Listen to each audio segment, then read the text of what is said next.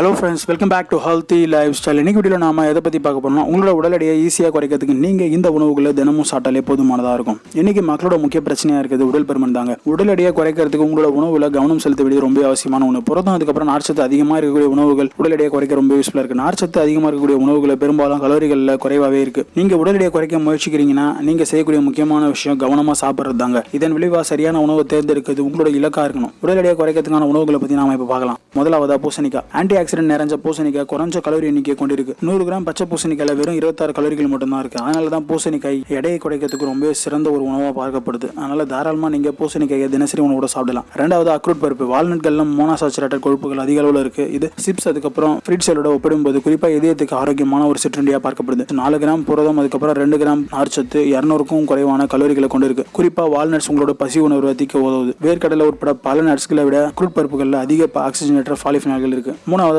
தயிர்ல ப்ரோபயோட்டிக்கள் அப்புறம் நன்மை பயக்கக்கூடிய பாக்டீரியாக்கள் அதிக அளவில் இருக்கு. இது செரிமானம் அதுக்கப்புறம் குடல் ஆரோக்கியத்தை மேம்படுத்த உதவுது. செரிமான ஊட்டச்சத்து உறிஞ்சுதல மேம்படுத்த உதவுது. இது எடை அதிகரிக்கிறதை தடுக்க உதவுது. அதிகப்படியான தாதுக்கள் குறிப்பா கால்சியம் நிறைஞ்சிருக்கிறதால வளர்ச்சிதை மாற்றத்தை அதிகரிச்சு அதிகப்படியான கொழுப்பை குறைக்கிறதன் மூலமா எடையை குறைக்கிறதுக்கு ரொம்ப யூஸ்ஃபுல்லா இருக்கு. 100 கிராம் தயிரில் 1.7 கிராம் நிறைவுற்ற கொழுப்புகள் இருக்கு. அதனால தாராளமா தயிர் எடுத்துக்கலாம் உடல் எடையை குறைக்க. அடுத்ததா இனிப்பு உருளைக்கிழங்கு அதாவது சக்கரை வெள்ளைக்கிழங்குன்னு சொல்லலாம். இதுல கலோரிகள் குறைவான அளவுல தான் இருக்கு. முடிஞ்ச வரைக்கும் மாவுச்சத்து நிறைஞ்ச உருளைக்கிழங்குக்கு மாற்றா இதை சாப்பிட்றது ரொம்ப நல்லது. இவற்றில் நார்ச்சத்து அதிகமா இருக்கு. நிறைய தண்ணீரை கொண்டிருக்கிறதால அவை ஜீரணிக்க எளிதா இருக்கு. ஒரு கப் மசிச்ச இனிப்பு உருளைக்கிழங்குல 249 கலோரிகள் இருந்தாலும் ஒரு முழு உணவோட திருப்தியை கொடுக்குது. அடுத்ததா சுண்டல். கொண்டக்கடலைன்னு சொல்லக்கூடிய இந்த சுண்டல்ல அதிகமான அளவுல எடையை குறைக்கிறதுக்கு தேவையான சத்துக்கள் அடங்கி இருக்கு. மறுபுறம் புரதம் உங்களோட பசியை திருப்திப்படுத்துது. கொண்டக்கடலை உட்கொள்றவங்களுக்கு ஆரோக்கியமான BMI இருக்கிறதுக்கான வாய்ப்பு 53% இருக்கிறதா சொல்லியிருக்காங்க. ஒவ்வொரு நாளும் கொண்டக்கடலை சாப்பிட்றதுன்றது 25% எடையை குறைக்கிறதா ஆய்வு மூலமாக கண்டுபிடிச்சிருக்காங்க. அடுத்ததா பருப்பு மாதிரியான தாவர அடிப்படையிலான புரதங்கள் நார்ச்சத்து அதிகமாக இருக்கிறதால உடல் எடையை குறைக்கிறதுக்கு ரொம்ப யூஸ்ஃபுல்லா இருக்கு. ஆரோக்கியமான எடையை குறைக்கணும்னு வச்சீங்கன்னா தினமும் ஒரு அரை கப்பு பருப்பு சம்பந்தமான உணவுகளை சாப்பிட்றது ரொம்ப நல்லது. ஸோ இந்த வீடியோவில் நான் பார்த்த விஷயங்கள் உங்களுக்கு ரொம்ப யூஸ்ஃபுல்லாக இருந்ததுன்னு நான் நம்புறேன். இதே மாதிரி சுவாரஸ்யமான வீடியோவில் நான் உங்களை வந்து சந்திக்கிறேன். நன்றி, வணக்கம்.